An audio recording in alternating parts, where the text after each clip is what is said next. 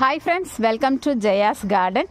நம்ம வீட்டில் வந்து செம்பருத்தி வந்து நல்லா 1.5 வருஷம் சூப்பராக பூத்து குலுங்கி ரொம்பலாம் பெரிய பிரச்சனையே வரலைங்க. மே மாதம் வந்தப்போ மட்டும் கொஞ்சம் பூச்சி என்ன சொல்கிறது, அந்த மீலிபக்ஸ் வந்து நிறைய வந்திருந்தது. அதுக்கும் நான் எந்த மருந்து எதுவுமே கிடையாதுங்க. நம்மளை பொறுத்த வரைக்கும் ப்ரூனிங் தான். ப்ரூன் பண்ணி விட்டால் ஆட்டோமேட்டிக்காக அவங்க செட் ஆகி சூப்பராக வந்துட்டாங்க. ஆனால் இப்போ வந்து ஒருவேளை சத்து கம்மியினால் பூக்கள் கம்மியாயிருக்கா, இன்றைக்கெலாம் ஒரு பூ தான் பூத்துருக்காங்க. இல்லை, நான் வந்து நிறைய வந்து நம்மளோட ப்ராடக்ட்ஸுக்காக நிறைய இதிலேருந்து இலைகள் பூக்கள்லாம் எடுக்கிறனால கம்மியாயிருக்கான்னு எனக்கு தெரில. ஆனாலுமே வந்து 1.5 வருஷம் ஆகிட்டு பார்த்தீங்களா.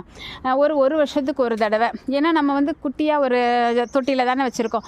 ஸோ ரீபாட் பண்ணுறது அப்படிங்கிறது ரொம்ப முக்கியமான ஒரு விஷயம். ஸோ இதை வந்து ரீபாட் இந்த பொங்கல் ஹாலிடேஸில் நான் ரீபாட் பண்ண போகிறேன். அது எப்படி நான் பண்ணுறேன், என்ன மாதிரி வைக்கணும் அப்படிங்கிற அந்த ஒரு டிப்ஸையும் உங்களுக்கு நான் சொல்ல போகிறேன்.